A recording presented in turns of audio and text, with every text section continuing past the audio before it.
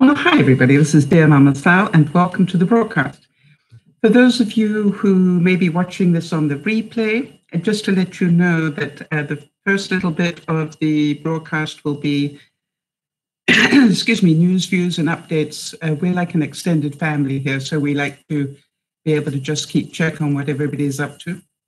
And then if you look below, it'll say for 0 time to this time, news, views, and updates. And then from another time onwards will be the topic. The topic today is my Me Too story and part 1. And I say part 1 because I'm not quite sure how far we're going to get.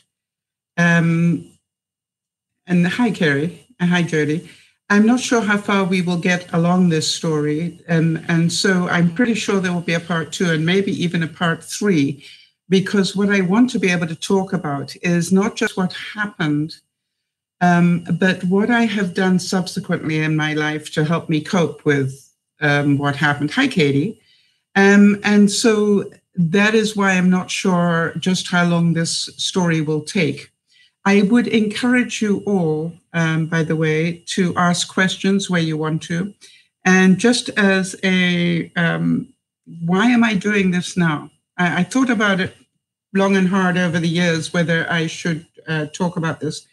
But then I have to be quite honest. I watched Dr. Ford on the Kavanaugh hearings, and she said 2 things that really hit me hard and caused a physical reaction in me.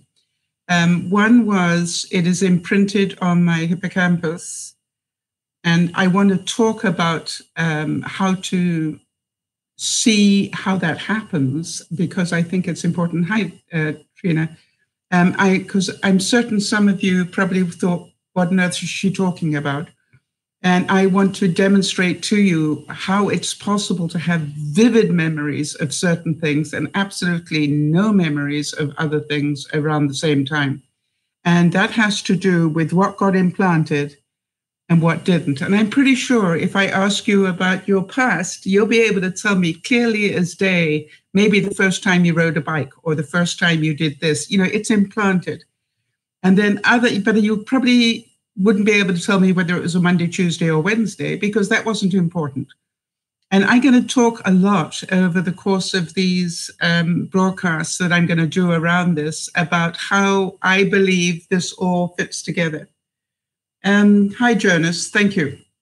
Believe the survivors. I'm not saying that all people who tell their stories necessarily are true. I'm going to leave that for you to decide whether I'm making up an incredible story or whether I lived it. And I think it's important for you to do a number of things, because this could be a lesson or a series of lessons on a number of levels. I'd like you to be aware of my body language. I would like you to be aware of my voice tones. I would like you to be aware of where you start to feel what I'm talking about, and you decide whether you think I'm making it up or not. If by any chance I go what I call the deer in the headlights look, where this look, if I start doing this for too long, that probably means I'm not in a good space.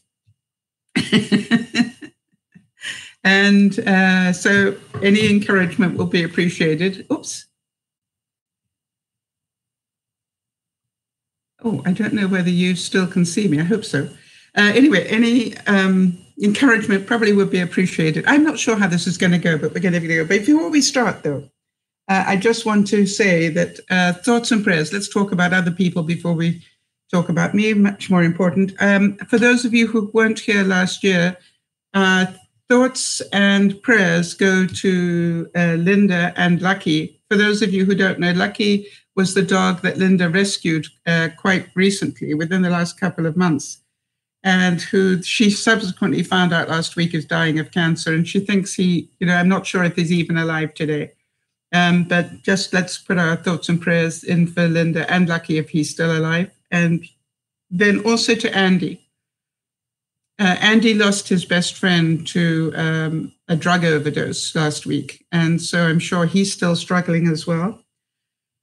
Jody's had a tough time. this past week, and so I'll let Jody fill in any details that she wants to, but I know she's been struggling this week, so let's give some thoughts and prayers out to her. And Lauren, if you can believe this story, and I want to just put it out there because I think you can understand how frustrating this is. For those of you who may not know, Lauren actually spends her life in a wheelchair. And she has come out of hospital in the last few months and was told she needs a new wheelchair.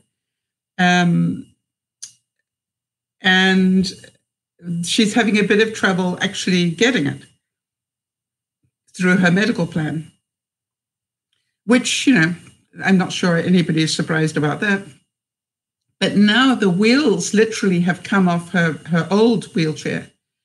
And she's getting all sorts of trouble from the medical plan about what to do next, right? And so can you imagine that? Your life is dependent on a wheelchair. The new one hasn't arrived, and the old one, the wheels just fell off.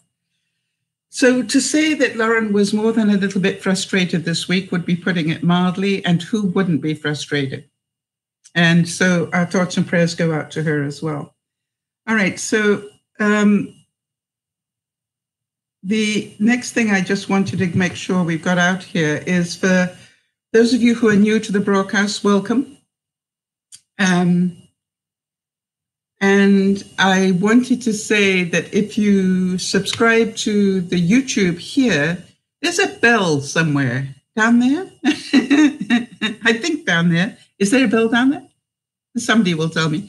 And if you click on that bell, it will tell you every time that we are about to go live. For those of you who are ghosting, thank you so much for being here. We welcome people to ghost. If you feel like joining in the chat, please do that. And if you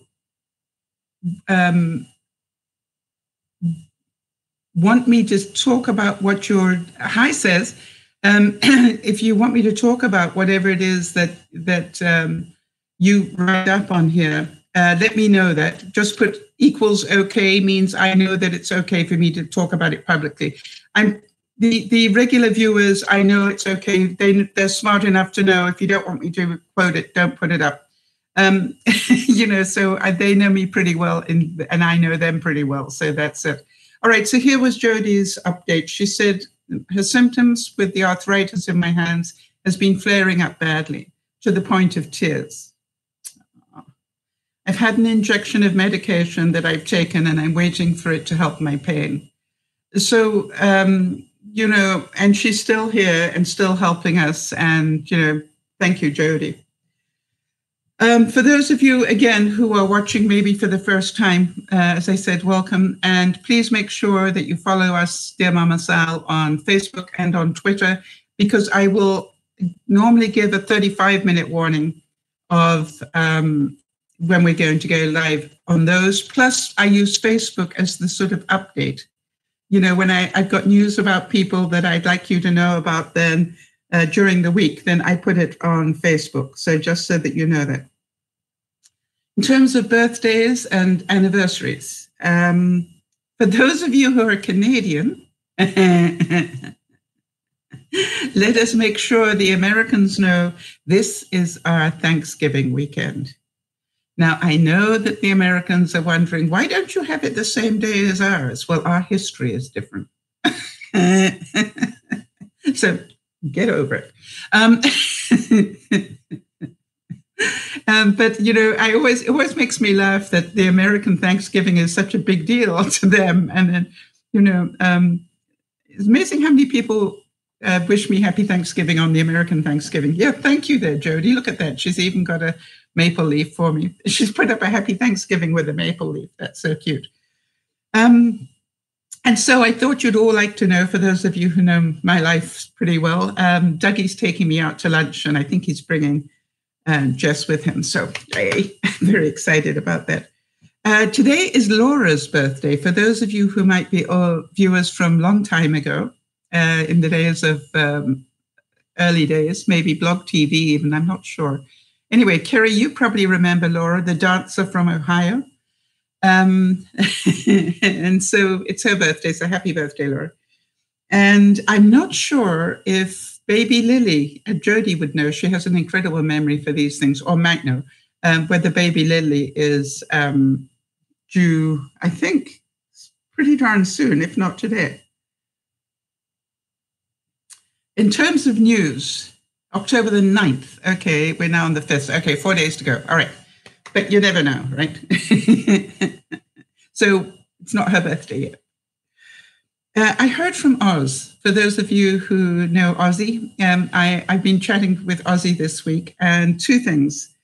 Number one is I actually wrote to him and thanked him. That's so funny. Jonas has just put up here, Happy Thanksgiving, fellow Canadians. Lucky we haven't gotten any snow yet in Edmonton.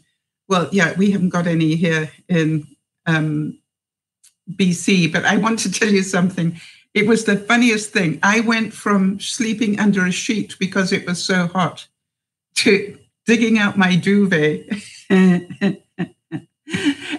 digging out my duvet and putting my comforter on top of that in like 2 days. I had to put the heat on. It just went shoo like this. So yeah, apparently Calgary's got snow. Yeah, there's a cold snap that's come in. I'm not quite sure what the temperature is, but anyway. So the first thing was I wrote to Ozzy to thank him. For some of you heard Jody and I discussing the sleep tactics that Ozzy sent us, the way the military teach their people to sleep in a heartbeat, because you never know when you're going to have time to sleep. And it worked so well for us. It works for me. It worked so well for Jody. And apparently she was reading it to husband Lionel when he fell asleep listening to it. So, it's like, yeah, it works. And so I wrote to him to let him know he'd made a difference in our life, as he always does. And Trina is telling us she likes to be accountable. Down another 1.5 pounds weight since last on. I tackled my to-do list and cleaned out 2 kitchen units. Well done. Actually, I lost some weight this week as well. So that's good to hear. All right, so Ozzy, just to update you, he's going back to Indonesia. He said in about 10 days. But the good news is he's going with a camera. And I have a feeling that he is going to be, sharing some stuff with the world. So as soon as I have those links, I will give them to you. And I, yet again, thanked him for all the people that just start to laugh and smile, at the mention of his name. And he, keeps thanking me for that. And I said, I don't know why you're thanking me for what you give to the world, but if that makes you happy, that's good. All right, I've just trodden on something and it's really sore. So I'm not sure probably a piece of sand that's now stuck somewhere. All right. So that was my next thing, Trina. Any report backs? Anybody else trying to achieve something that they want added to the list? If so, let us know. And what's your big procrastination? What is it you want to get done? I really want to thank Jody. She did a great job helping be my accountability person yesterday. And because I was playing accountability every hour, literally I checked in every hour to let her know how I was doing, whether she wanted me here or not, I didn't mind. But because of that, I got so much done yesterday. But the problem was I then couldn't turn off. Do any of you know that thing where you sort of get into the rhythm of it? And now I couldn't turn the doing off. But the main thing is I got a lot done. So I was very, very grateful for the support. Does anybody need some support getting something done? A phone call you've got to make, a payment you've got to make, a difficult something you've got to do, whatever. Let us know. We love to help people do those sort of things. All right, so the next thing I wanted to talk about is, just let me see here.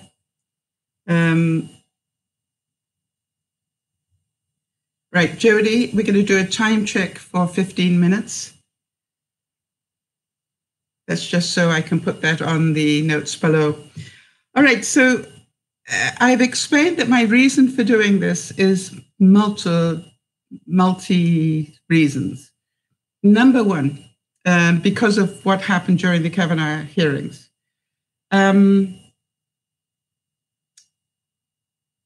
Okay, Jody, make a note of that for me, please, so I can follow up on that. So there was that. There was the whole discussion about the Me Too movement. And by the way, how many of you think it should be the We Too movement? Because, you know, it's like there are so many, both male and females, that relate to being a survivor of assault, be it sexual or otherwise. And I think, and psychological assault. And as you're going to hear, I think, I'm not 100% sure, but I believe it was a 2-week period in my life that you're going to hear bits of. And if you could imagine that I was 16 at the time, and I'm pretty sure you will all go, wow, I wouldn't want that to happen as an adult, never mind as a 16-year-old. And so that is the story. If you're listening to this, probably the first part of this is it's part of the story. I had to make a decision. Do I tell you just the nasty bits, or do I tell you the whole story? Because it was an incredible 2 weeks of my life on lots of levels. And I've decided to tell the whole story. I'm going to leave out the country. I'm going to leave out the names of the people concerned, because I do not see that has any value today. I'm pretty sure that the people of whom I'm going to speak are probably dead by now. And so I don't see any value in that. What I am hoping to do is to raise awareness of these things, and also hopefully be able to help a couple of people with some strategies if it ever happens to you, what things you can do. And that is my reason for doing it. If you are in a vulnerable place listening to this, if you're in a vulnerable place already, this could trigger you. So I'd like to put up a little bit of a be aware that this could trigger you. And what is a trigger? All right, I've got lots of survivors on the broadcast. So here is the thing. What symptoms do you get when you get triggered? I knew that I was getting triggered listening to Dr. Ford because my breathing changed. My breathing went from normal breathing into breathing from the neck up almost. I don't know if any of you relate to that. Hyperventilating almost. I started to sweat. I started to shake. I was checking my blood pressure. My blood pressure went up. And I started to feel really angry. And so, you know, it was hitting me on all sorts of levels. And the funny thing was that it didn't make any sense to me, because she was so calm and she was so controlled in telling her story. Yeah, Jody's going, it was anger for her as well. She could feel the anger. Now, it was your anger, not anger at what had happened to her. It was your personal anger. And you understand, we're responsible for our reactions. That, you know, it wasn't that she told the story and made us angry. We got angry when we heard the story, all right? Everybody's clear on that one. So what I wanted to do is just make sure that you all understand that this is not a fun topic. Although maybe the first part has fun bits in it. And so please be very aware. If you are in a vulnerable space, please, you know, maybe listen to this when you're in a better space. Jody, let me know if you want me to say that out loud. So I want to give you some background, first of all, because that's important. I went to a very, actually, let me just tell you, I'm going to do 3 things up front. Some history, what happened in my earlier life, and then what happened prior to my accepting the invitation, okay, to do this trip. And so I also want to say that part of the reason why I'm doing this was I got really angry, and I'm pretty sure any survivor did, at the mocking of Dr. Ford subsequent to her testimony. That really made me very, very angry. And the mocking about the fact she didn't remember the date, the time, but she clearly remembers the assault. Well, I got news for you. I totally got it. And only somebody who hasn't been there could make statements like that, or somebody who wanted to disparage her in some way. And so let me first of all sort of talk about that. I also want to talk about how we deal with this level of anxiety and pain resulting from this sort of a trauma. And I am not a medical person. Everybody needs to know that. I am a survivor. But I have got, and by the way, Jody has just given me the okay on this, that she is also a survivor. And so that's why she got angry, because she, in her way, when you hear somebody else's story, you're inclined to relive your own. So if you are a survivor, hold on to your emotions as best you can, and we'll support you where you need to. The story you're about to hear is true to the best of my ability. And I say that because I am not, I'm going to try not to editorialize it too much. And there are bits of it I just don't remember, and that's okay. So to begin with the background, I went to a very high class, as they say, British boarding school. And it was one of the schools where a lot of world leaders sent their children to be educated. Do you all understand that happens? Where you have, and particularly then, it was very important for leaders around the world to send their children to England to get educated. And I, for example, was originally meant to go to school with Princess Anne. And I actually refused to go. I don't know why, the rebel in me or something. I don't know, but I refused to go to that school. I said, no, I don't want to go there. If she's there, I don't want to go there. And so I went to another school that I'm not going to necessarily mention. By the way, as I said, I don't intend to mention the country where I went, and I hope that I can not mention it. But I went to school with a number of children from different countries. And I can remember, for example, Haile Selassie's granddaughter from Ethiopia was at my school.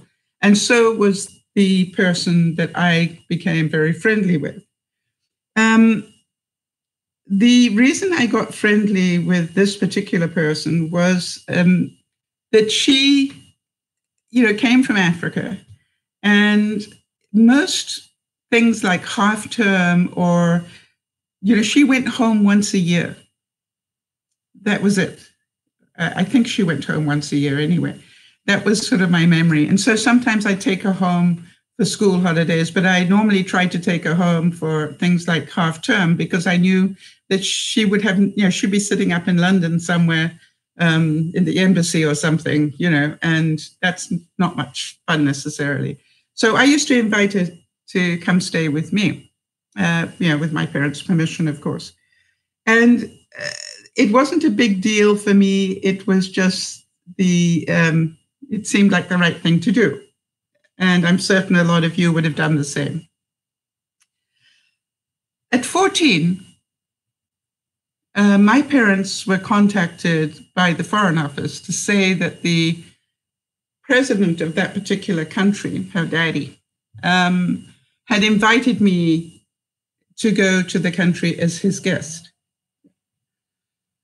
And I didn't know about it. My parents refused the invitation, and quite rightly so at 14.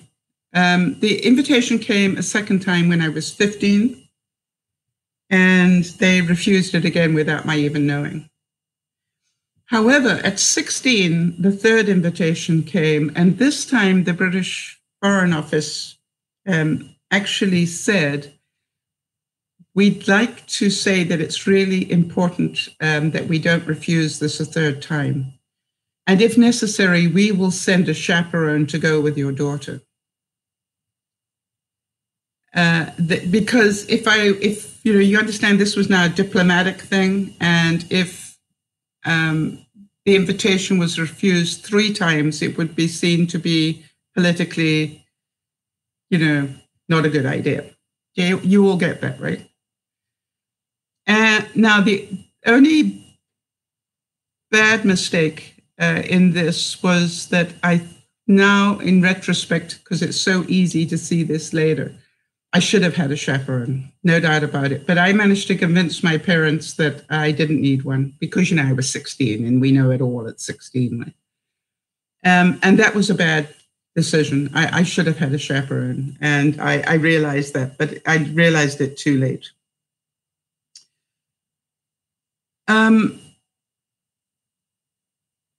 So at 16, I decided to accept the invitation. Just hold on 1 second. Just trying to make sure I get this in the right order. But my tablet's not being very friendly to me at the moment. So what happened was I first of all went to go and visit my sister, and my sister at the time was living in Libya.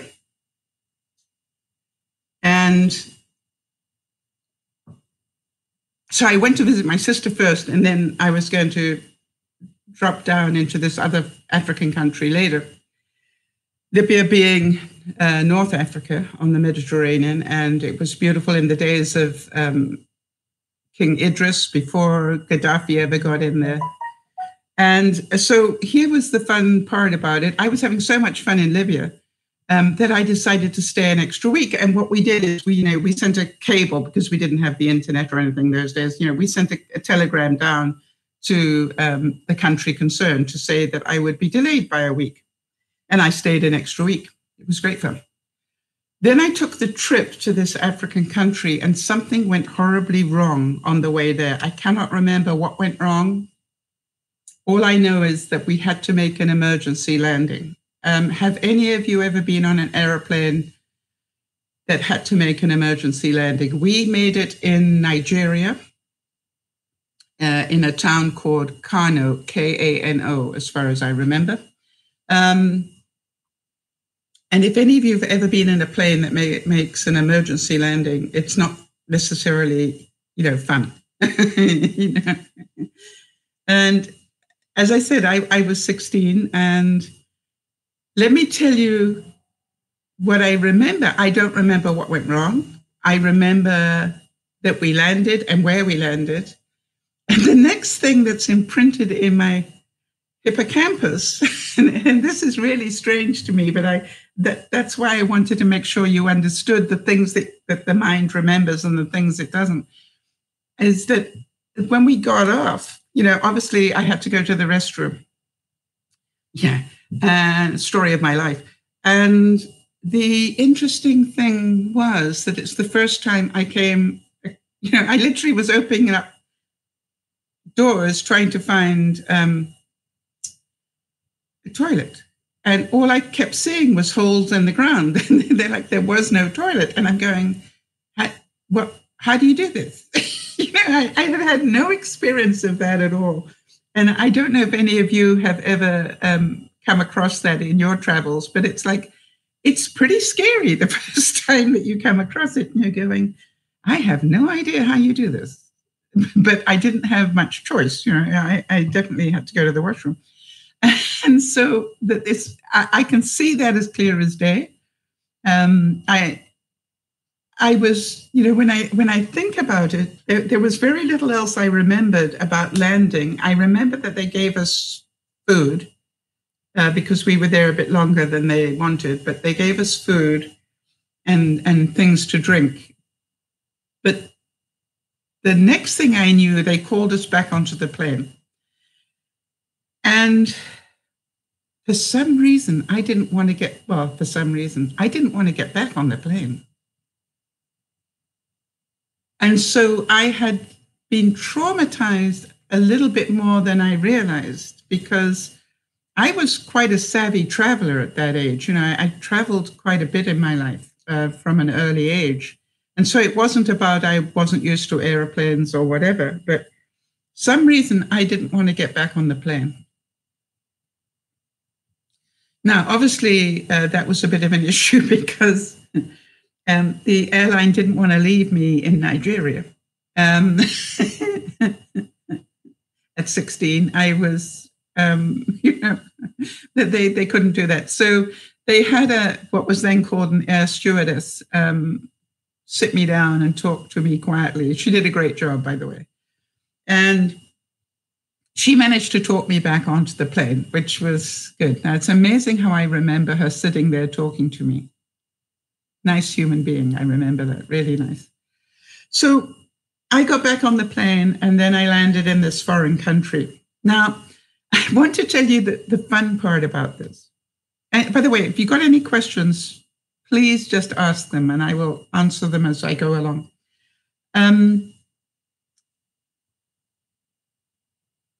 This makes me laugh when I think about it now, but I had forgotten that I was an executive guest of a president.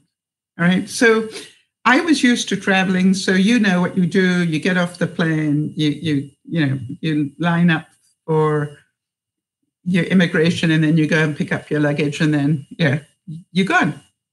So I lined up with everybody else. And it was a long wait. But it was so funny because I was lined up, and the next thing I knew, the immigration dude said, "Reason for your visit?"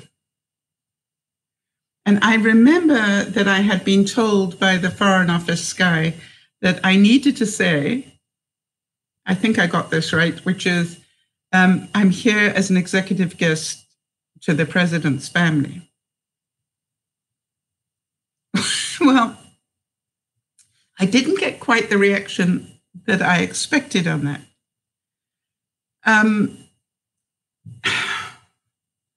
The next thing I remember, I was surrounded by machine gunnists. And I want to tell you, that was pretty scary. But they were, funny enough, standing with their backs to me, and the machine guns were pointed elsewhere.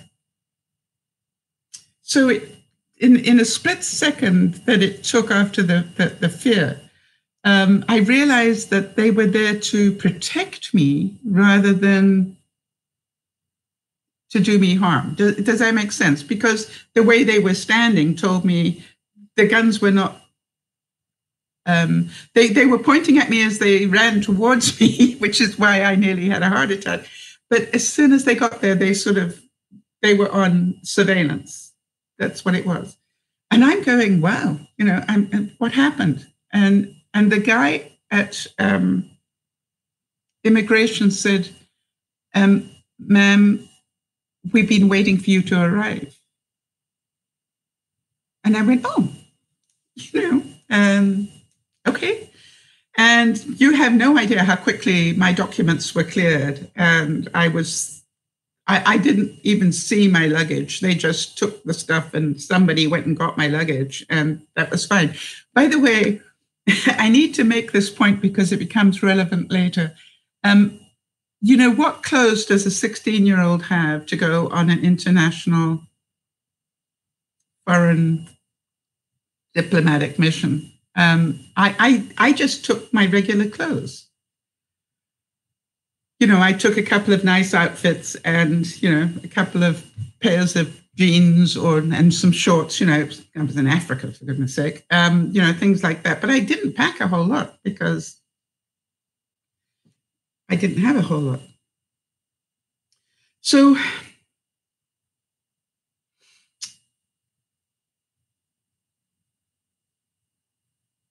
I described it, that moment when the guns came.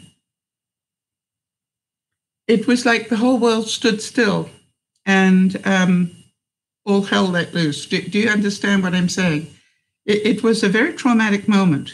And I don't mind telling you, I was in fear for my life in that moment. And then the most amazing thing was this very tall and very dignified man came forward and said to me, he used my name and said,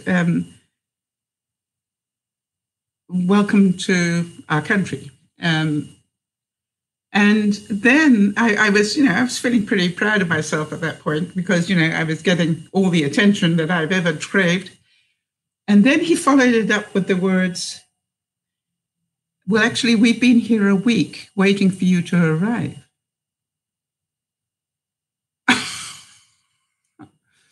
I said, what? And they said, well, we were expecting you last week. So we've been here waiting for you on every international flight that has arrived. And I said, you didn't get the, oops, big oops, Jody. Luckily, I was only 16 and I didn't really process the magnitude of that statement. But apparently they had the military guys there. They had this guy basically sitting on his doofus waiting for my arrival for a week. and so, what else could I do? Not much. There was a motorcade to take me to the presidential palace. So for those of you who have never been in a motorcade, that's quite something. I almost felt duty bound to do a wave or something, but I didn't, because all the windows were tinted, even in those days. But I was in this motorcade, with outriders and all sorts of things, to the palace. I can remember there being very high security to get in. Not necessarily for me, but for anybody else. But the security gates that you had to go through and all sorts of things were incredible. And then eventually I arrived at the palace, and the palace was amazing. It was like a huge luxury hotel. That's what I'd have to say. That's what it looked like. Something that you'd see in Vegas, right? And I was taken upstairs into the presidential floor. In other words, that's where the family lived. And given what was the equivalent of a very, very nice hotel room. And I was later taken and introduced to the president. And that was great. And then he advised me that we would be going off to the summer cottage the following day.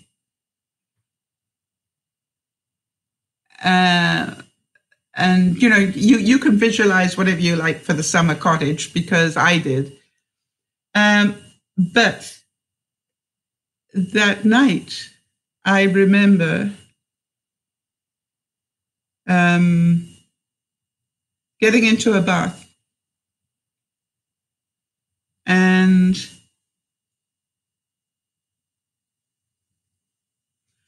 when I was in the bath, and, I don't think that you ever think about how vulnerable you are in a bath. I hadn't locked any doors because I don't know how to explain this, but it never struck me to lock a door. And the next thing I knew, there was somebody who I later found out was one of the president's sons standing in my bathroom. Now, I want to tell you, there's not very far you can go if you're sitting in a bath.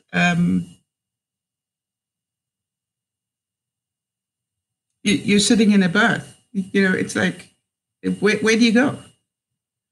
And the thing I remember, and I'm laughing because some of you can probably imagine this, I didn't know what to cover up with my one face cloth. You know what I mean? It was sort of like, what do I cover here? And I said, famous words that I cannot forget. There, I can really see these words. I remember saying, "Do you mind?" Now, that wasn't perhaps quite the right thing to say, but it was all that came to me at the time. And it made me laugh afterwards, because I thought, of course he didn't mind, otherwise he wouldn't have been there.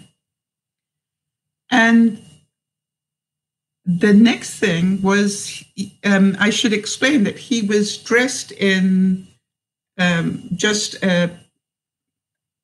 like a sari type thing, around his waist. And he dropped it.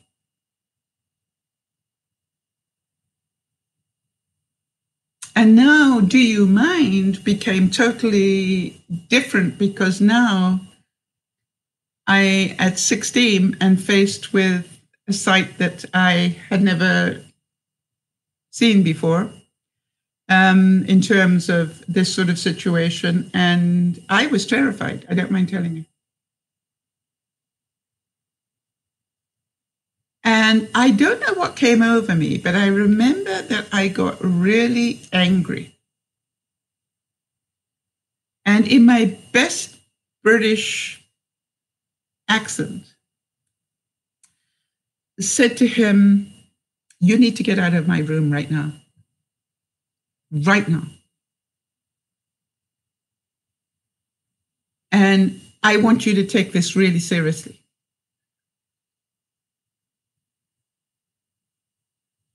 Because this is not right, and I need you to leave. When I look back on it now, I probably should have screamed. But I know this sounds really strange, but I hadn't had training on this one. I had training on how to be a delightful young lady, but I had not had training what to do when you are sitting as a presidential guest and the president's son suddenly appears in your bathroom.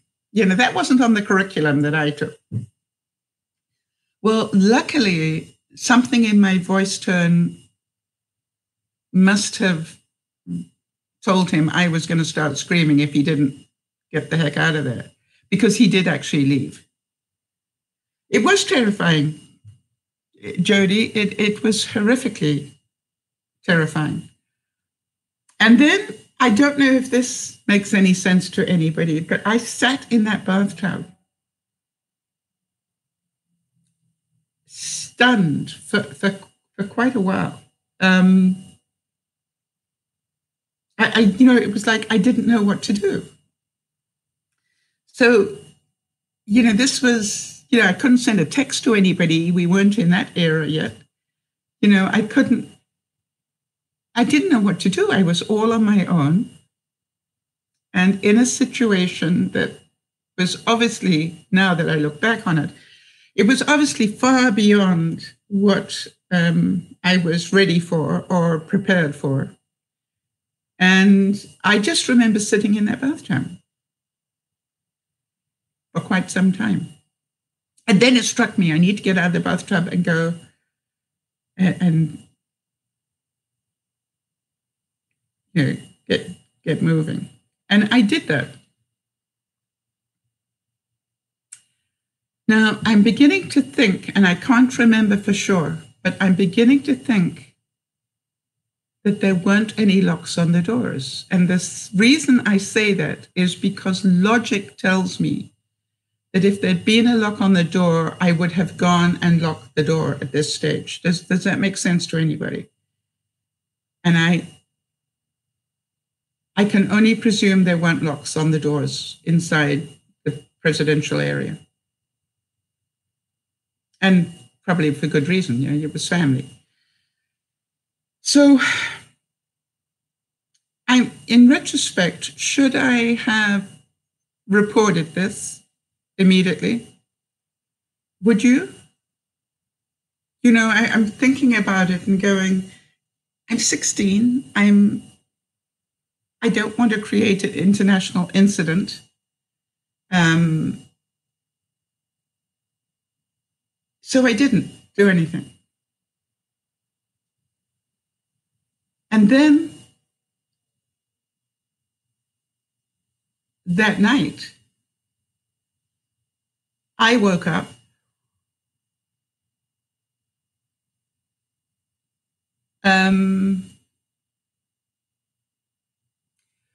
with somebody in my bed. And, you know, it was an incredible way to wake up. Because first of all, I'm in a strange bed, in a strange country, in a strange room.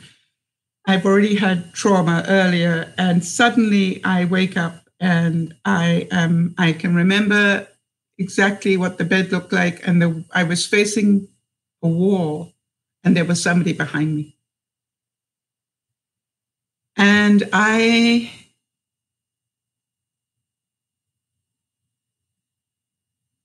it took me a couple of seconds to sort of process what was happening, where I was at. And again, I woke up in time. That was the good thing. And I didn't turn over. But I knew by the voice, what I actually said was, I'm going to give you 10 seconds to leave this room, and then I'm going to start screaming if you haven't gone in 10 seconds. And I need you to hear me on this. You have made a terrible mistake, and I need you to get the heck out of my room. And I could tell by the voice, I can't even remember what he said in response, but I knew by the voice it wasn't the same son who'd been there earlier. So this was like, okay, who's next? Which was pretty scary. Because as you can probably imagine, I'm now thinking, how many sons are there? And, you know, this is not a fun experience at all. And again, I must have said it in a way that told him that I meant every word. Because he did leave. I think I had to tell him a couple of times, but he did leave.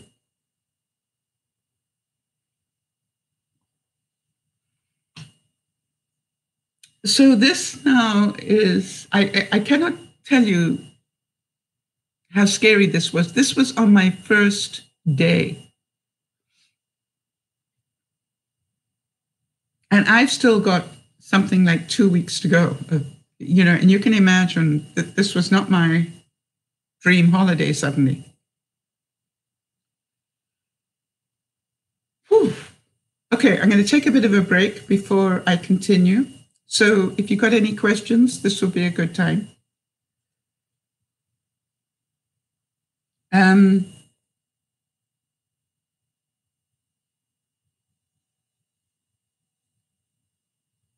And, you know, literally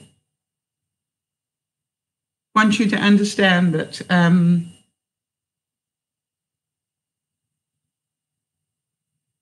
can you, from listening to the story, tell the bits that were imprinted and the bits that weren't? And I say that because I'm just wondering if in listening to the story, you can tell the bits that I will never forget in a lifetime and the bits that, you know, that weren't important in the story. Because that's what rang so true for me when I listened to Dr. Ford, was the way that certain bits were so solid and she knew exactly what was going on. So, all right, if there aren't any questions, if you're listening on the replay, feel free to ask the questions. I will answer what I can, as well as I can. So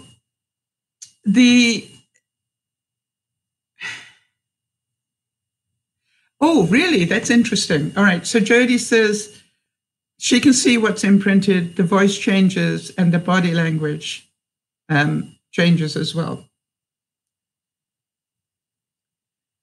Yeah. Linda, let me know if I can repeat what you just said. Okay. So now let me go on. So this is now day 2. I wake up on day 2.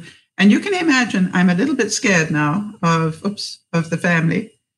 Because it wasn't quite what I imagined. Okay, Linda just said to me, I've been listening, Sal. Gave me a thumbs up. Unfortunately, I think lots of us have a story. Okay. Okay, and Trina, again, I'm not going to repeat that. So let me know if I may, because that's very precious information. So, you look at it and can you imagine my concern waking up on this first morning? I don't know what's going to happen to me anymore. And I really don't know. Okay, so Trina said, awful. I gasped a few times. I have a 16-year-old daughter and I am me too. So the next morning, we had breakfast and then we traveled in motorcade, but now we're talking presidential motorcade. This is now, half the vehicles in the world are involved. And we traveled in this huge motorcade out towards the family cottage. Weekend cottage is what they called it. And yeah, Jody's saying, I can't fathom the terror for a 16-year-old. Yeah, it really was. I thought I was really together. Now, how many of you, again, know that this traveling in a motorcade, is quite a, interesting experience. You've got all the pomp and ceremony, and I love pomp and ceremony, and I've got outriders, next to the car, and all the people are lined up in the street and waving, and me, I'm busy waving back, though they couldn't see me, but by now I'm getting this, it's just like, okay, fine. And then the motorcade, I don't have any memory about how long it was, but I remember that we stopped, an unscheduled stop, because I was told, it would be one journey from here to here, straight to the weekend cottage. But suddenly the whole motorcade stopped. And we were in a village, and there were lots of people there. Quite a crowd. And I can remember the crowd splitting to make room, as the president's front guard moved them back and to the side.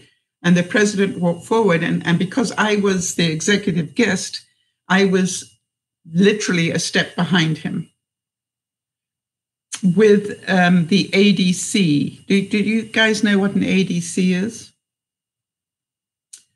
It's called an aide de camp. And an aide de camp, ADC, hi Sakura, he is like a personal assistant to a president, all right? He's not like a secretary, but he's there to make sure everything's going right.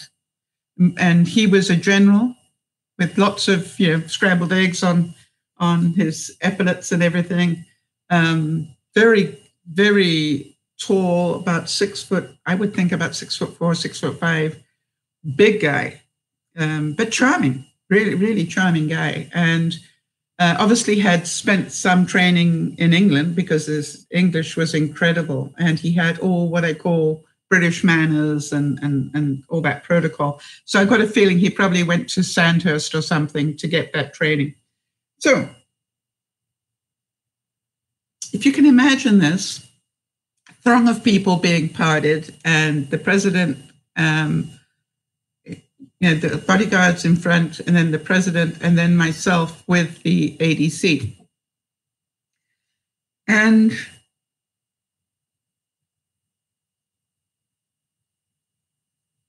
had I had any contact with my friend at this point? Yes, but quite honestly, very little.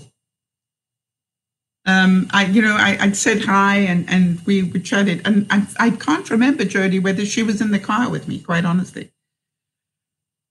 I just remember being in the car, and then I remember walking. And I was, quite excited. This was an African village. The first time I had seen an African village, with mud huts and all that stuff. And then we got to the reason why people were gathered.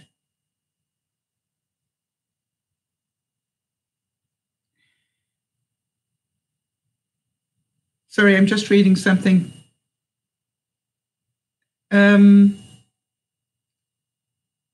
Let me know if I can repeat that, Linda. And please, if you type these things, please type okay at the end, which means it's okay for me to repeat it. So,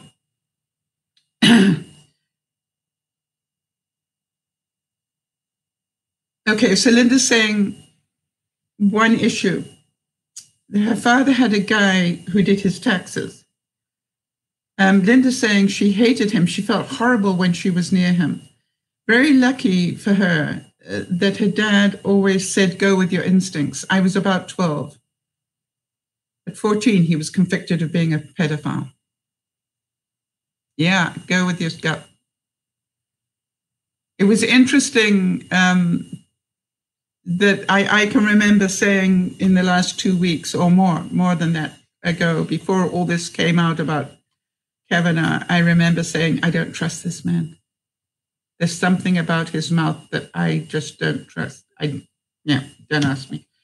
Anyway, so here I am, African village. How exciting. I thought we were probably going to have a dance thing. You know what I mean? Like you see, maybe we're going to have a tribal dance for the president or whatever. And for some reason, that's where my mind was.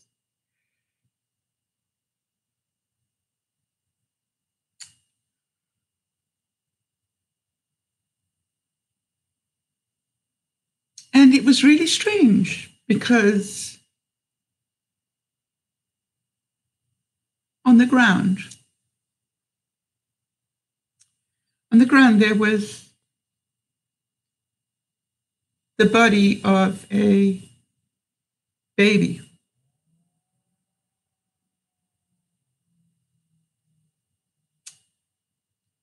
And it had been decapitated.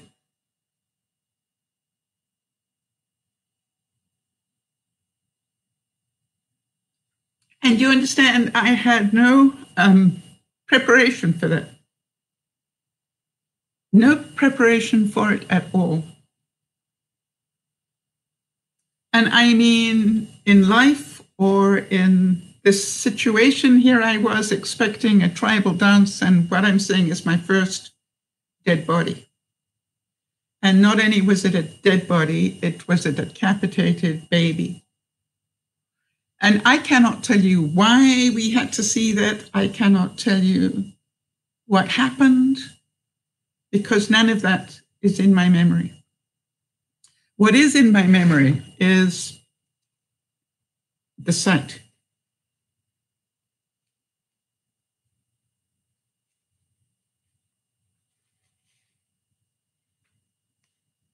This is day 2.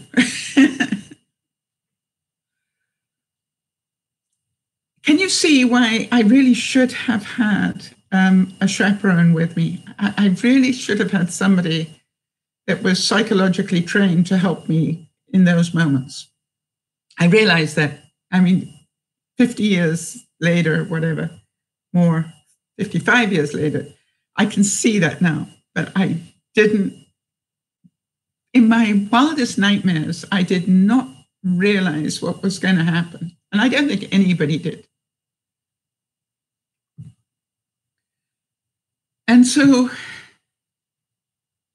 I can't remember anything else about that day.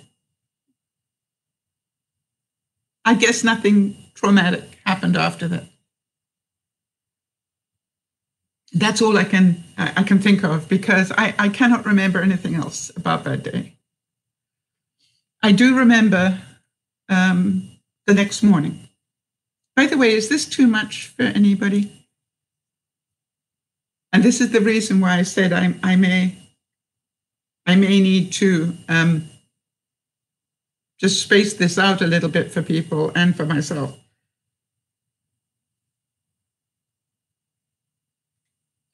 So the next morning, I got up for breakfast. And I don't know about you, but I can't remember even what this cottage looked like. Except my sense is the fact that I remember them saying, we're going to the summer cottage or the weekend cottage. And the reason those words must stick in my mind, because it didn't look like a cottage when we got there. You know what I mean? It looked like a palatial ranch is what my memory of it was. But I can't remember the building at all. The only thing I can remember about being there that weekend, other than what I've already talked about, was breakfast. And I don't know, but how many people would you expect to be at a family breakfast?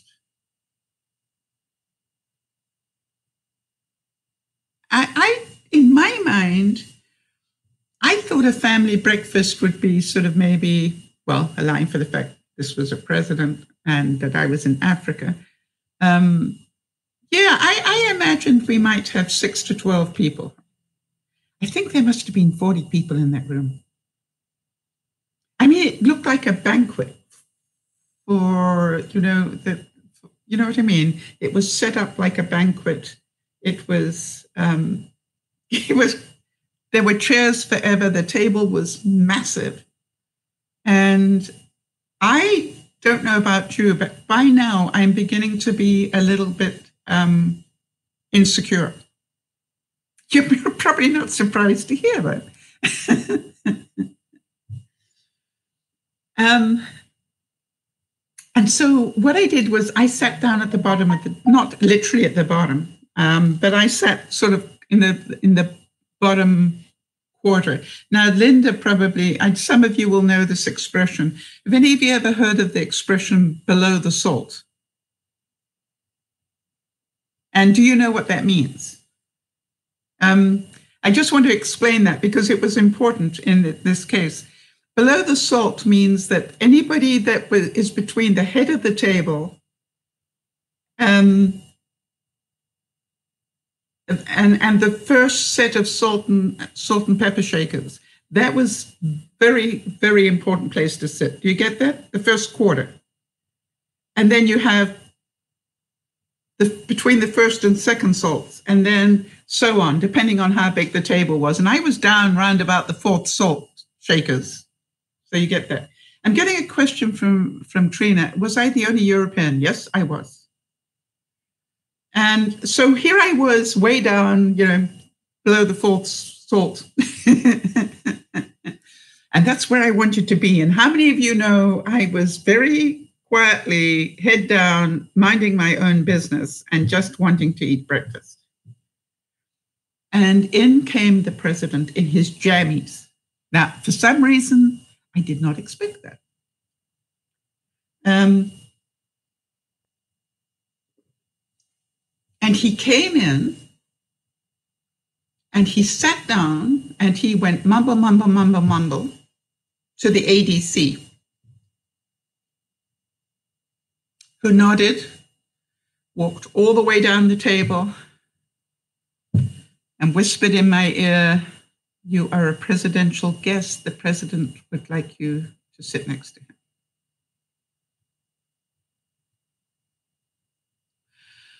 Okay.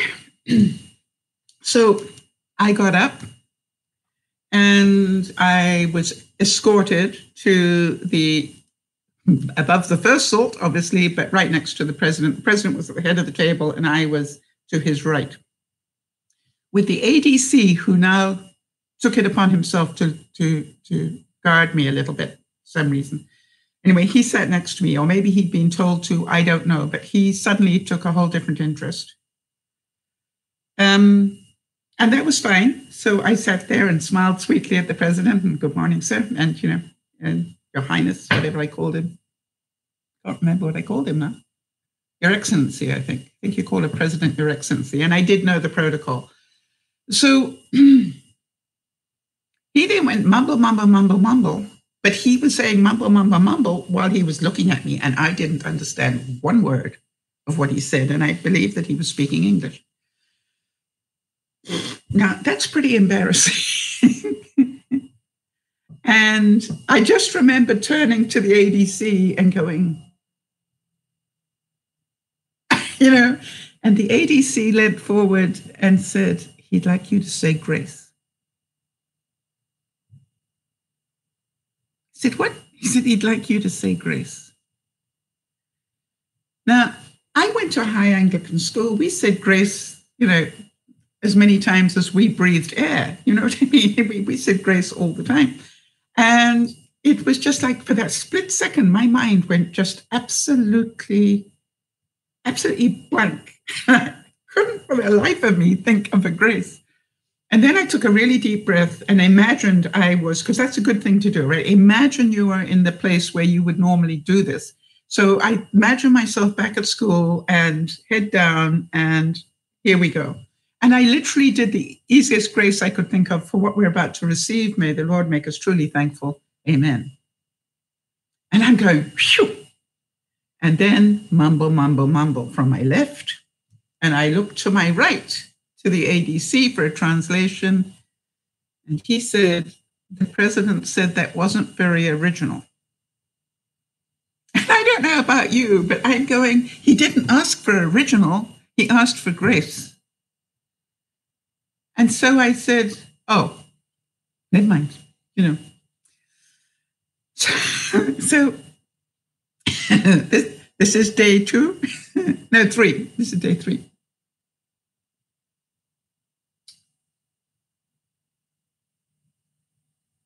And so then he took it upon himself to do a better grace than mine, which made me feel about this big. But I was already feeling about this big, so that wasn't a big issue. And I just smiled sweetly and pretended that was fine. But you can imagine what that felt like for me. And then after he said amen, he belched 3 times the most blood, and I can remember this as though it were yesterday, the most blood-curdling belches. Now, I don't know about you, but hi, Kimmy, I had never experienced amen followed by 3 blood-curdling belches before. And it took everything in my being. I can feel it now inside, but it took everything in my being not to laugh. Because it was so inappropriate to me. And I'm thinking back to my English training. Well, I don't know whether a belch was cultural. Maybe not after a meal, yes, in a lot of countries, but before it, maybe it was. I don't know, but he did a good job. I can tell you that. So now here I am. I'm not feeling too swift about my performance so far. And never mind, but now I'm going to eat breakfast. So they bring me kippers. Now, does anybody not know what a kipper is? So it's quite important to the story here. Pretty sure Linda knows what a kipper is, but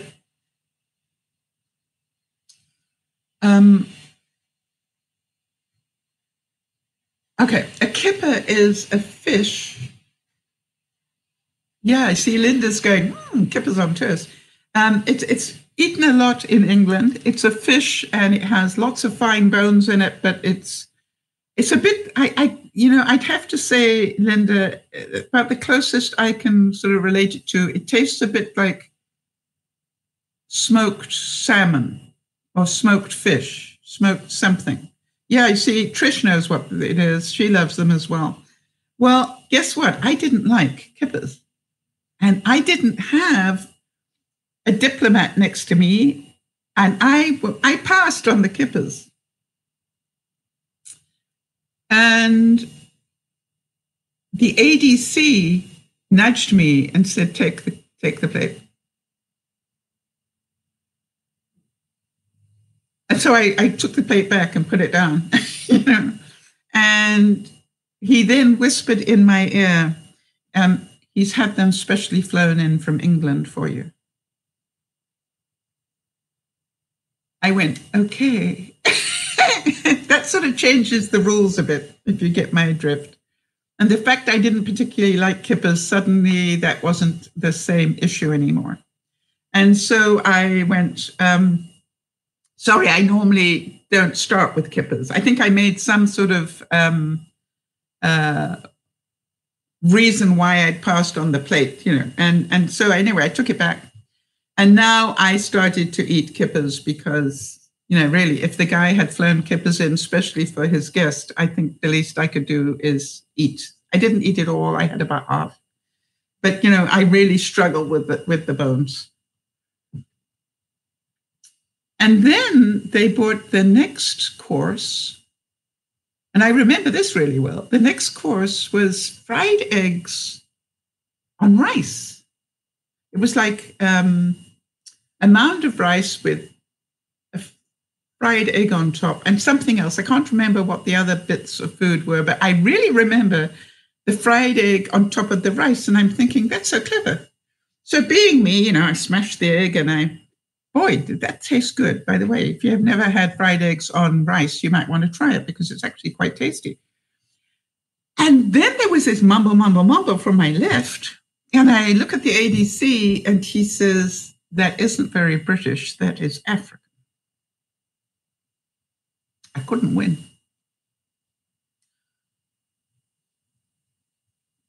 So here I was trying to be polite and do the cultural thing.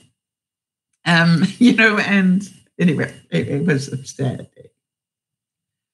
All right, any questions?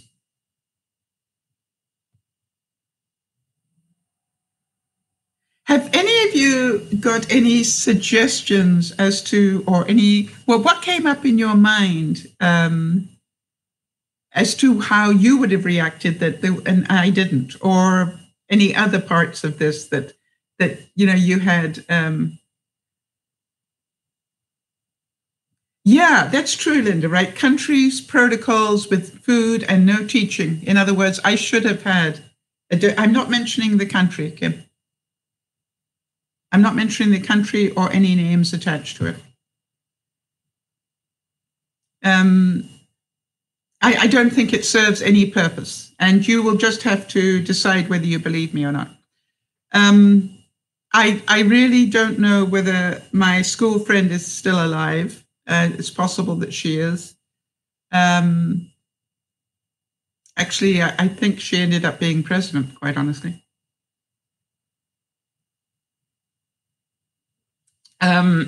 So I just don't want to do that. By the way, this story I'm telling you, I can remember repeating it once to a friend of mine who was pretty high up in the Reader's Digest, and he said, you got to write this story.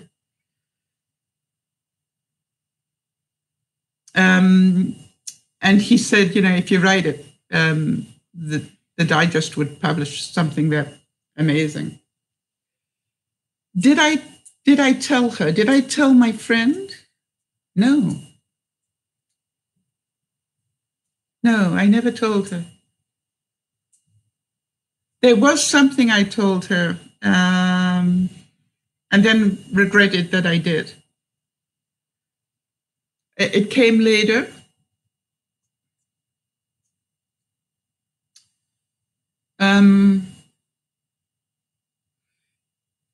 It came about a week later, Trish, where we were going, I mean, every day there was an official function.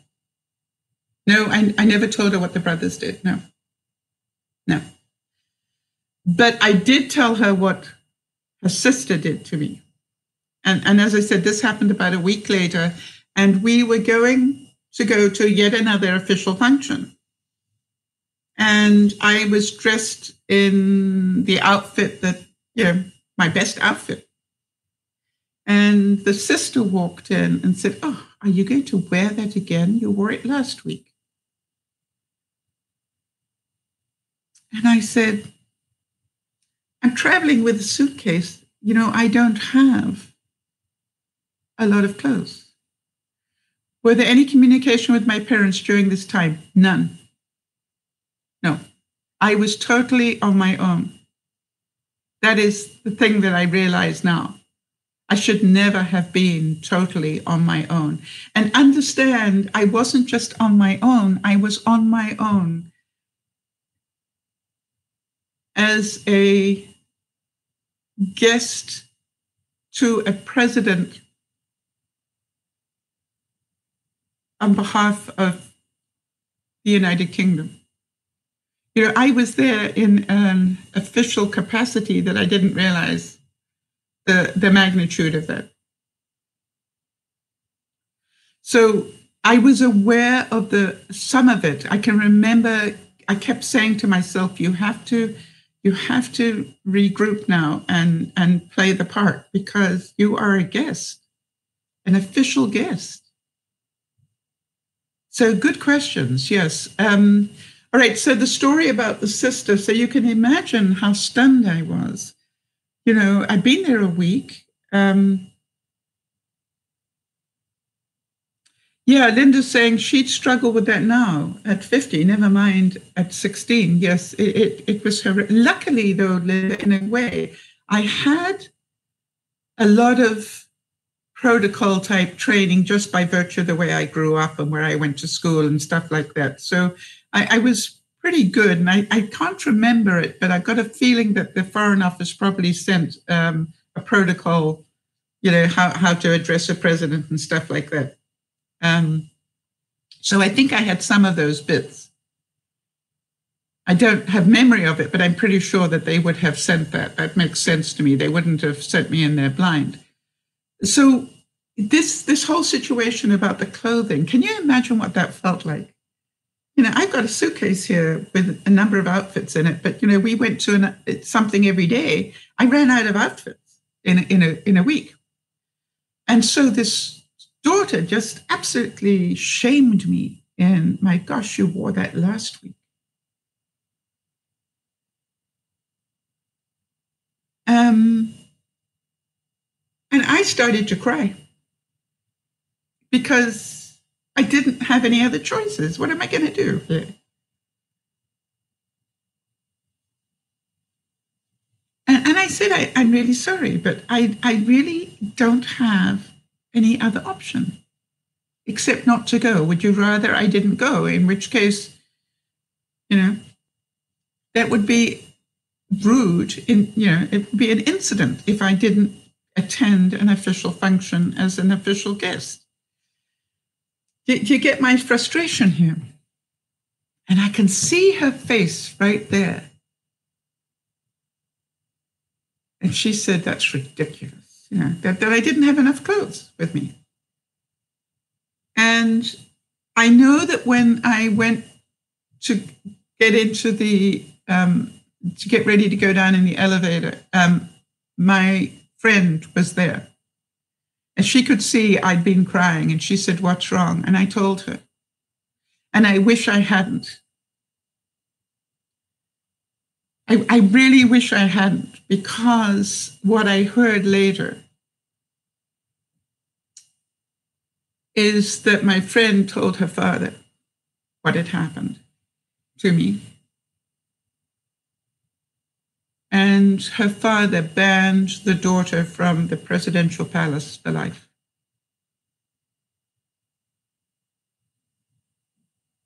She was gone. Because you see, that's what I call African justice. Now, goodness knows what he would have done if he'd found out about the sons.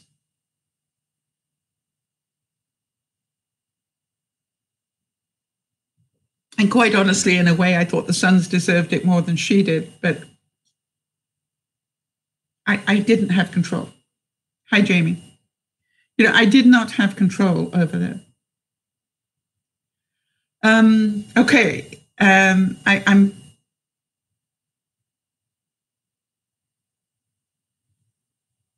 No, she wasn't in the presidential area anymore, and she had been banned from the palace for life. Can you imagine that? That was just like you were rude to a guest, gone. End of story. Now, whether he subsequently forgave her, I don't know, but I do know that's what came back to me. And I felt terrible that I had created that. Although I didn't, I know I didn't create it. But you understand, by talking about it, that's what it created. And I was very upset about that. I've got a couple of fun things to tell you about, which I thought I would close today's discussion with.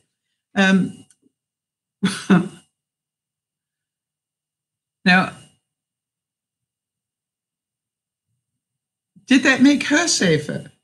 Being out, maybe. I mean, I don't know if it made her safer. You mean to be out of his anger? I don't know. I can't tell you that. I have no knowledge. I want to say you'd need to ask her that, but I'm not sure that she's still alive either. So one's a bit scary, but it was another one of those moments where I think you can probably imagine. They had their own cinema, which to me at 16 was just mind blowing, to live in your own house with your own cinema, which, today probably wouldn't be quite as unusual, but you understand, for me, this was like, yay. So I remember going down to watch a movie, and of course you walked in, and basically the person would say, what would you like to see? This was fun, And so I went, what have we got? And he told me, the projectionist, because on those days it was on big wheels and stuff. And he said, well, this is what we've got. And he gave me a list. And I went, oh, I'd love to watch that. And I sat by myself watching a movie. And I had popcorn and I had soda and I had all those sort of things. I can't remember. No idea. See, what is imprinted is the fact that they had its own cinema. The movie is irrelevant. Do you understand that, Linda? That's what I'm trying to tell you. This is why the imprinting is so important. What impressed me was not the movie. What impressed me was they had their own cinema, which for a 16-year-old in those days was very good. However, I was so enjoyed the movie, I watched a second one. Can't remember what it was. But by now, it's really late. And so what I decided, it was on a different floor from the presidential suite, right? It was like another level. But it was only like one level down, maybe two. I've got a feeling it was 1 or 2 levels down. All right, but this is what's imprinted in my mind. Stupid Sal, your buddy here, stupid Sal thought, I'll take a shortcut. It's only a couple of floors. I'll go up the back route. Up the back stairs. So I opened the stairwell door and I was halfway up the first landing when I saw it.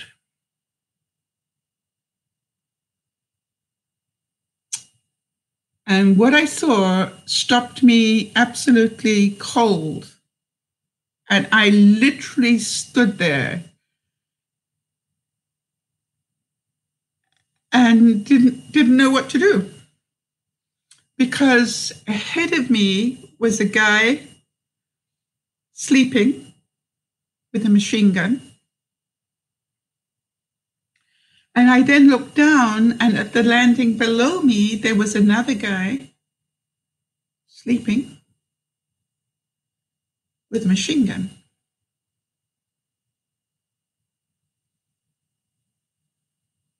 And I didn't know what to do, because what if they wake up?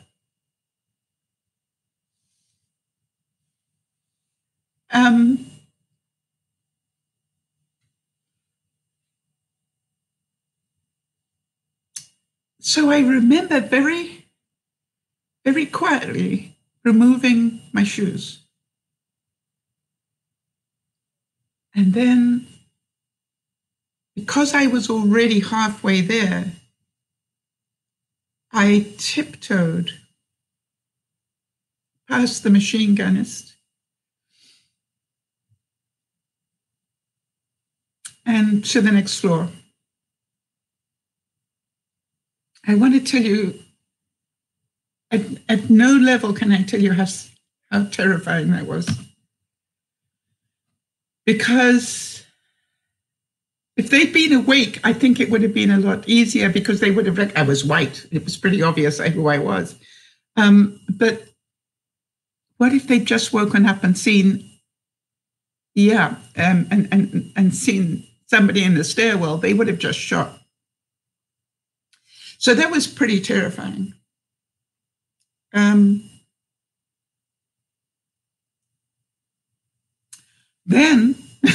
this will be funny in some point, maybe. I went to a party one night, which was quite something. Now, going to a party meant that you went in a carcade, a motorcade. So it wasn't like, just get in the car and go to a party. And I had a great time, because I hate to say this, it sounds so weird now, but I was white. And, quite honestly, it was unheard of that, I would be a guest in the president's palace for some reason, but never mind at a party. So I literally danced the whole evening. There were lines of people waiting to dance with me. And at 16, guess what? It was the time of the Beatles. It was the time of all sorts of good things. And, it was like, yay. Great fun. And I met a really great guy there. And he said, let me give you a lift home. Home being the palace. And at 16,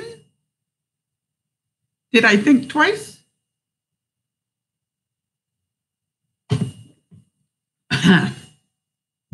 Okay. Do any of you remember, any of you old enough to have ever seen the movie Bullet? And the reason I asked that, it was a movie with Steve McQueen in it, and it was probably the first time that they had done a serious car chase. And that's basically what happened.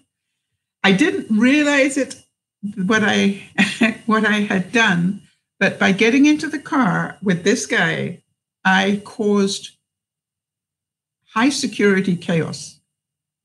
Yep. And this guy's car was a really souped up something. Can't remember what, but it was a really souped up something. And he decided to outrun the security police. What happened between you, me, and the wolf? It was so exciting. For some reason, I didn't think about the fact that I could get shot. And I was pretty sure they wouldn't shoot at the car because they might hit the guest, and what sort of an international incident that would have caused. But so here I was in a high-speed security chase. And we were, ripping all over the place. that part of me that's, I got that part, and that part of me that loves those sort of things, fast cars and stuff. I was actually thoroughly enjoying it. I have to admit that. Wish I could remember what sort of car it was. I can see him driving it. Yeah, and I noticed that I'm looking. Yeah, I'm looking to the right because, all right, that's how they drove, right? So the same as in England. Yes, I was a novelty. There was no doubt about it.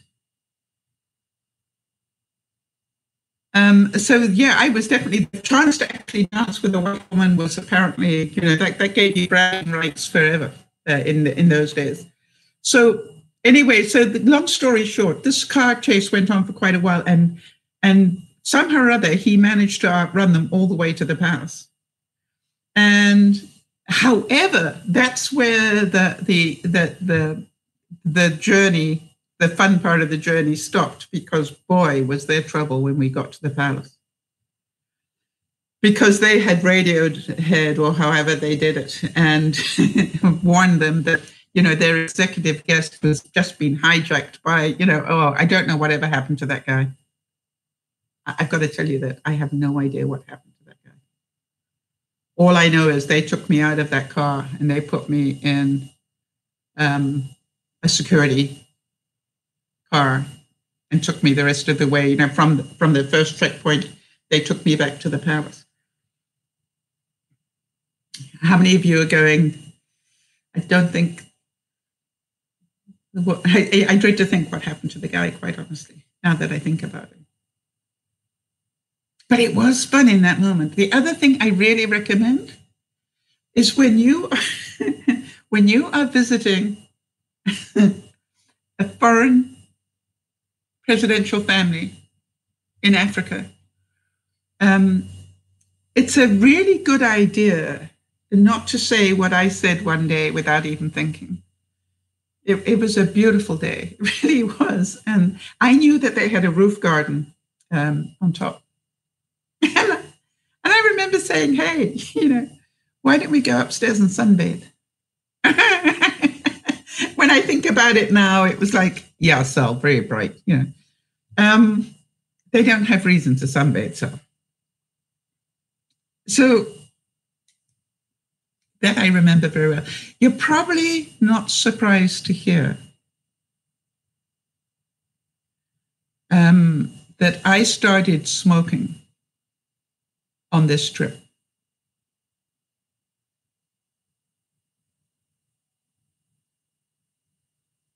And probably some of you are going, thank goodness it was just cigarettes, right? Thank goodness I didn't jump off the high floor of the presidential palace. But I did start smoking.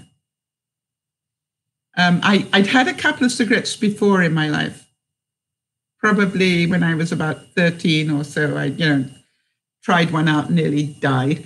But I did, the family, there were members of the family that smoked, and I started smoking then. Trish is saying, yeah, Jodie's saying she would have done too, but Trish is saying you grew up overnight on this trip.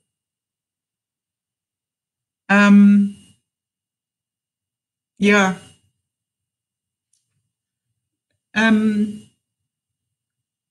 I think it's worse than grow up, Trish. I have to say that my youth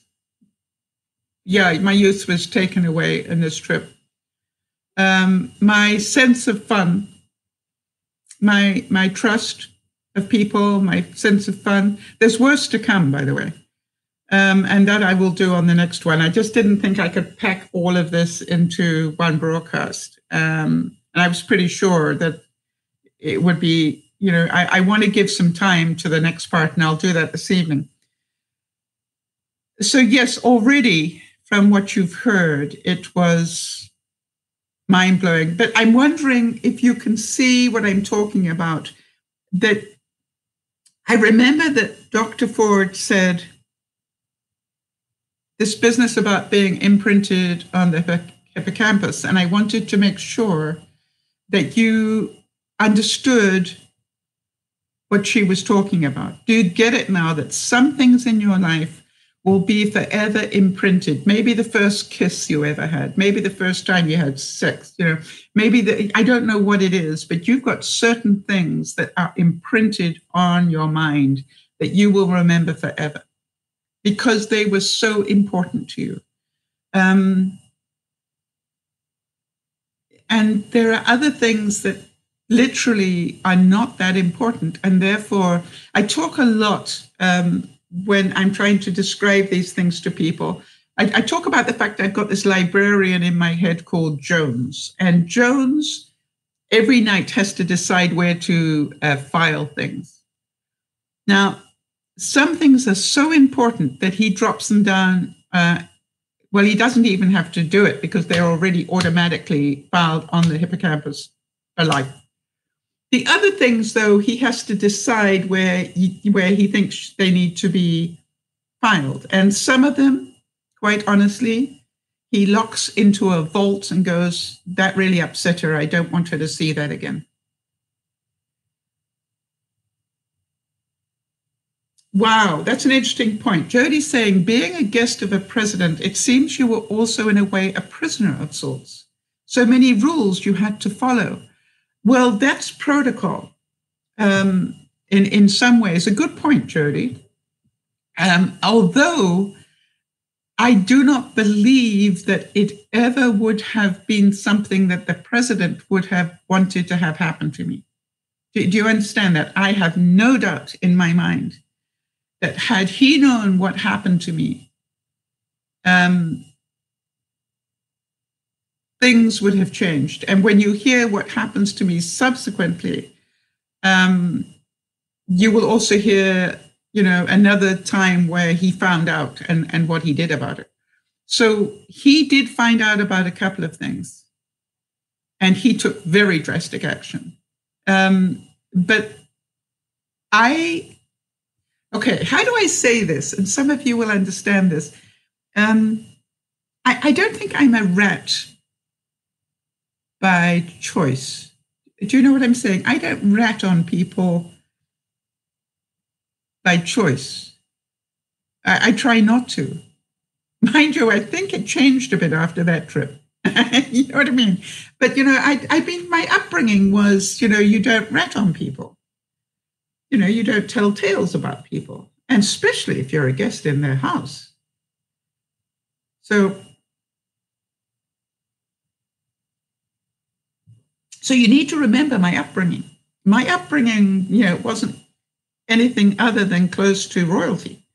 I went to a school with mostly, very high social standing people. What I was doing there, I will never know, but never mind, that's where I was. And so, you look at it and you go, my mom wanted me to actually become a diplomat. That was her dream for me, was to join the Foreign Office and travel the world as a diplomat. I am so glad I didn't do that, because I would have got into so much trouble. So now what I wanted to find out is, do you understand the scars in that part of the story alone? So let's do a little recap. What scars were imprinted? Because when you hit trauma of any sort, it creates a scar, in my view. So how many can you point out? Let's see how well you listened.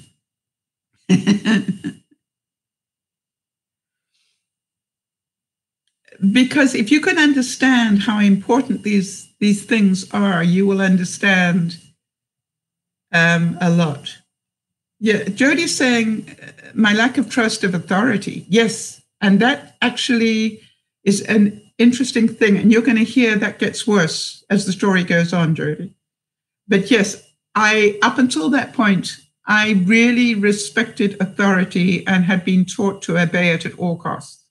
Right? That was my upbringing. Very good point. I'm interested that you heard that. But can you see that, I already had the trauma of an emergency landing in a plane. I'd had the trauma of those machine guns at the airport. Believe you me, that gets your attention when people are running towards you with machine guns. Because you don't, in that split second, think they're not firing. You just see people running towards you with machine guns. That's pretty scary. The trauma of that first night, 2 of them, the trauma of the decapitated baby, the trauma of that breakfast. Can any of you understand why that would actually be stuck in my brain so hard, that breakfast? And how I just couldn't win for trying, and I was trying to be polite, and I was trying to be honest, and all the other things I knew how to be. And yet whatever I did, it was wrong. And it was very, very difficult.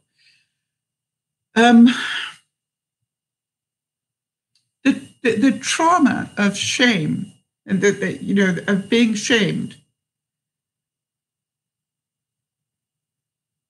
Yes, Jody, that's a very important part as well. That horrific sight you had no preparation for. Yes, no preparation for at all. And then the breakfast being put on the spot without warning. I mean, if I'd known I was going to do a grace, I probably would have practiced one the night before, a good one. One that would have been impressive, because you know me. Yes, so I had not been warned that was a possibility, and therefore I was not prepared. So can any of you see? Yes, I was afraid of making an international incident. And Jody is saying, yet where are your rights? See, that is very deep, Jody.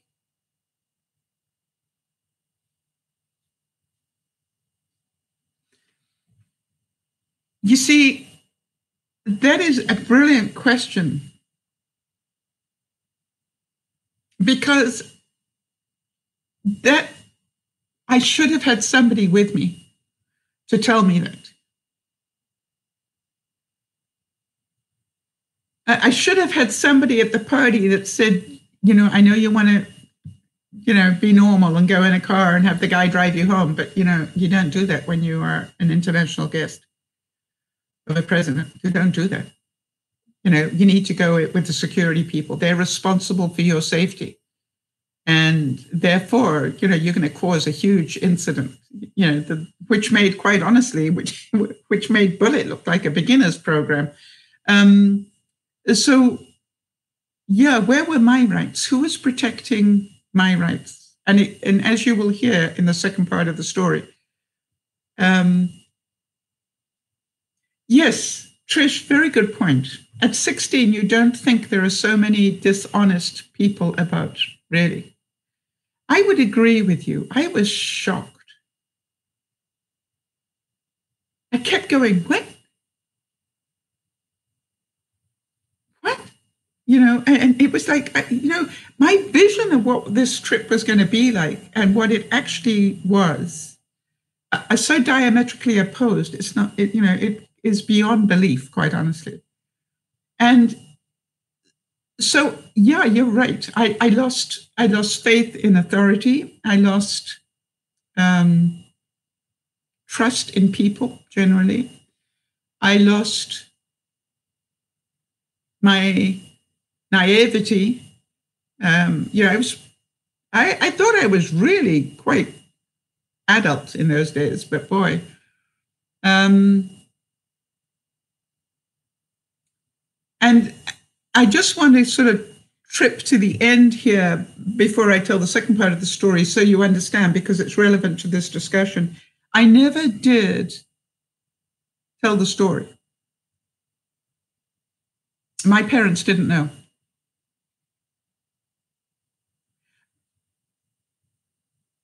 Yes, Sakura, I should have had I should have had a private secretary or somebody like that. I should have had my own ADC with me. I should have had somebody whose sole job was to protect me psychologically. And I think that is the point that I want to make. This wasn't that I wasn't, capable of doing an international trip. I did it. What I wasn't ready for was the psychological abuse. And when I say psychological abuse, I don't know whether you understand that there's so many psychologically abusive things went on, and there's more to come, that it was like I needed to debrief. I needed somebody that could talk me through them every night. And the guilt of having had a daughter thrown out of the palace because I had told the story. Do you understand the guilt I felt about that? She didn't deserve that. Yes, she deserved to have a few things said to her about being polite to a guest, maybe, but she did not deserve to be thrown out of the palace for life. And that was horrific to me. Yeah, it was funny because I understand a lot about abuse now. That trip taught me quite a bit about abuse, I must admit. And so, anyway, I wanted to tell the story because I wanted people to hear that this sort of thing can happen at any level. Often when we think about, these sort of assaults, be it sexual or psychological or whatever, we sort of see them in a particular picture. And what I wanted to try and explain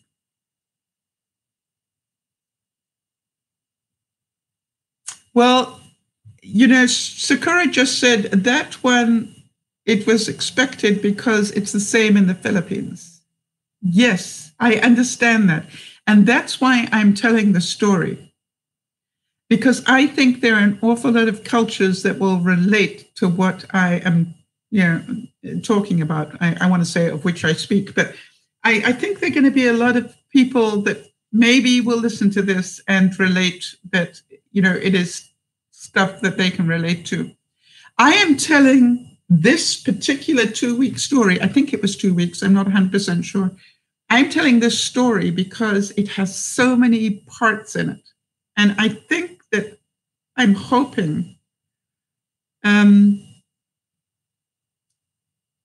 some of you will understand why I am who I am, why I do the things I do, and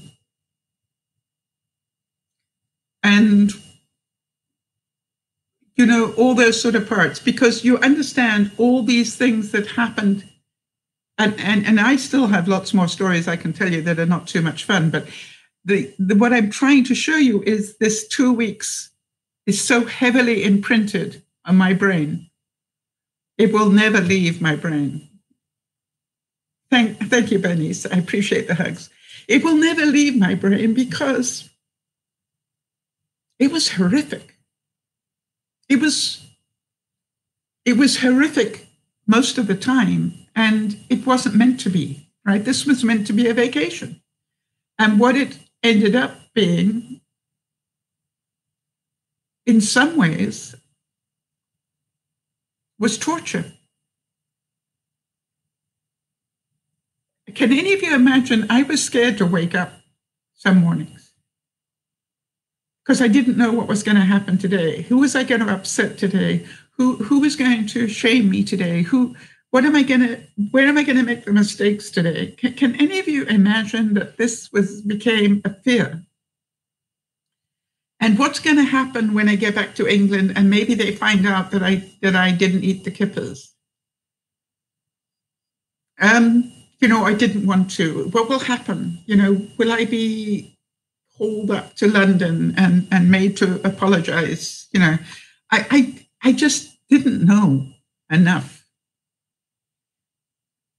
Okay. Yeah, Jody's saying, yes, I'd be petrified to make any move. Yeah. And believe you me, that's my memory. And when I think about it now, after those first few days, I was terrified. I have very little memory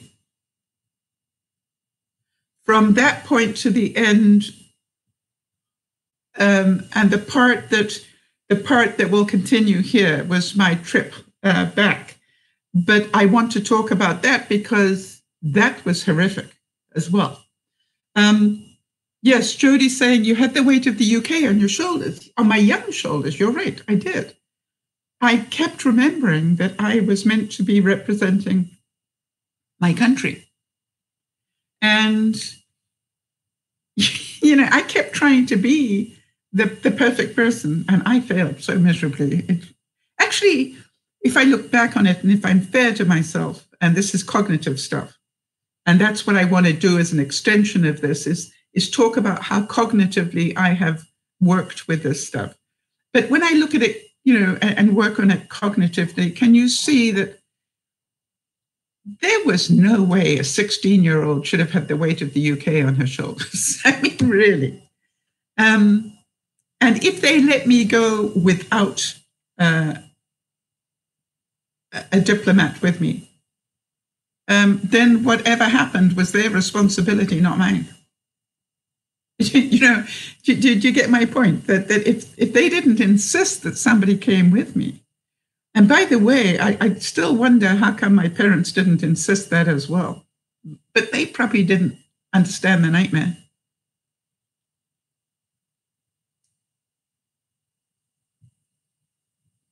So, there's still part of me that goes, should I be telling this story? And that's what I kept asking myself. Do I tell the story? And I decided, it was funny what I asked myself. I said, if I had one story to tell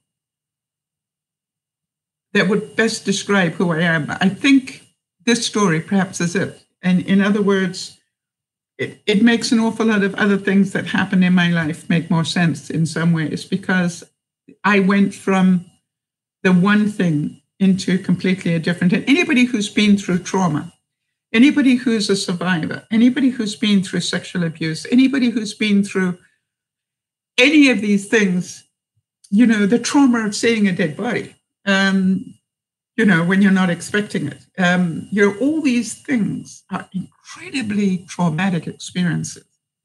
And what I'm hoping is that people will get some understanding that within 2 weeks, this many of them happened to me in just 2 weeks. And how many of you going, I wouldn't want any one of them, never mind, and there's more to come. It was just like, really? And so what I said to myself is that, do I want to tell the story? Not really. You understand, there's part of me that doesn't want to tell the story. But the other part of me goes, I think I need to. I think it may just help somebody. And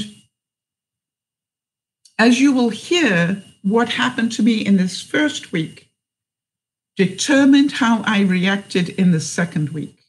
Does that make any sense? In other words, like this was my first week, I was totally naive. By the second week, I was, I'm not sure what the word was. I was different. That would be the word. I was different.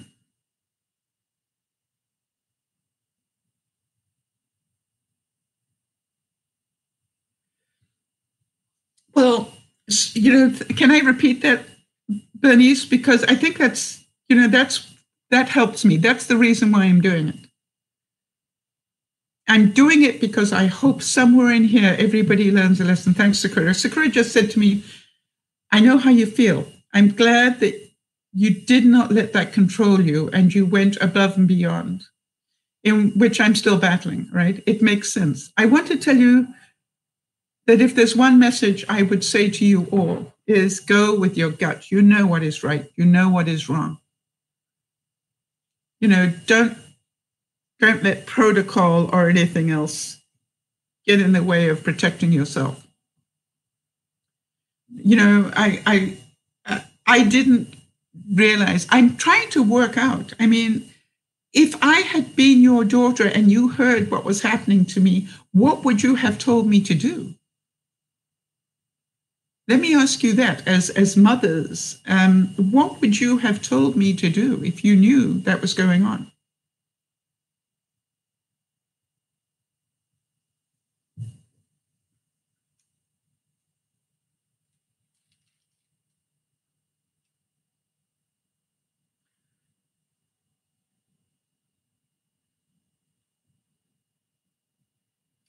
Yeah, Sakura's saying she would have said, come home. I'm certain that's what my mom would have said. She would have, she would have had me shipped home so fast, it's not even funny.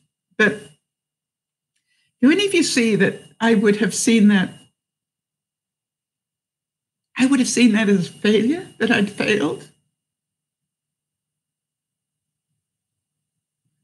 England and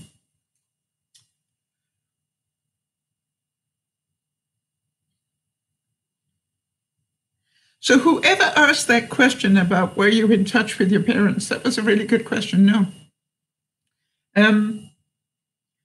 But that's my memory, is I couldn't say anything for fear of causing an incident. And so, no, I kept quiet. Now, Jody's saying, hey, Sal, they failed you. I understand that now, Jody. And that's the cognitive side. I've done a lot of work.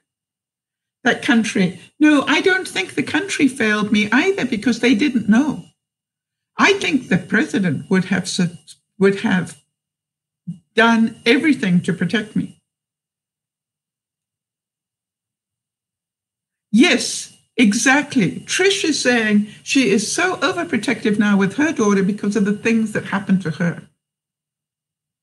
And that is the whole thing. And the reason I wanted to put this under the Me Too category is because I heard Dr. Ford get mocked unmercifully for what was, without a doubt, a pretty traumatic experience for her. That made me very angry because I totally believed her story. I totally believed it because I watched her body language, I listened to her voice tone, I watched her composure in some places and her lack of it in others. I watched her head move and flinch and do things. And I want to tell you that when she said those words, I can hear the laughter.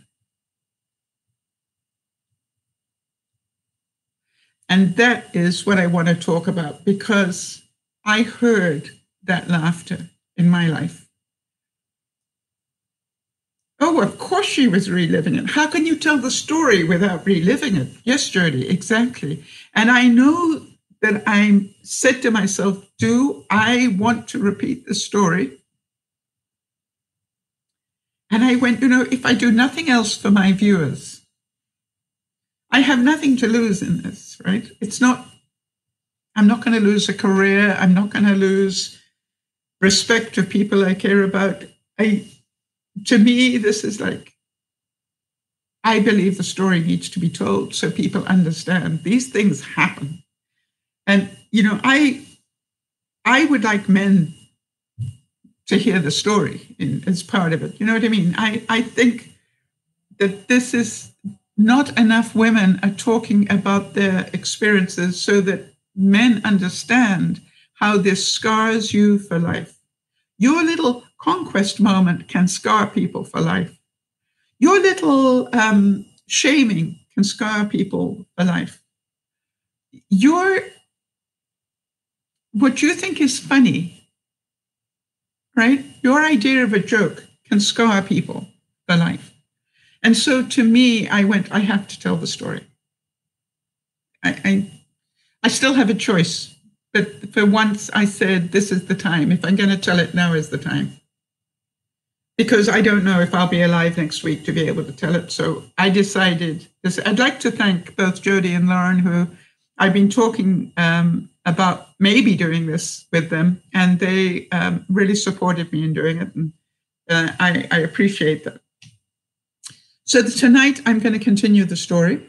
And then I will also start talking about what I have done to be able to survive after the traumas. And I'm certain that all of you have your say that again, Sakura. Is there anything wrong? How do you mean, honey?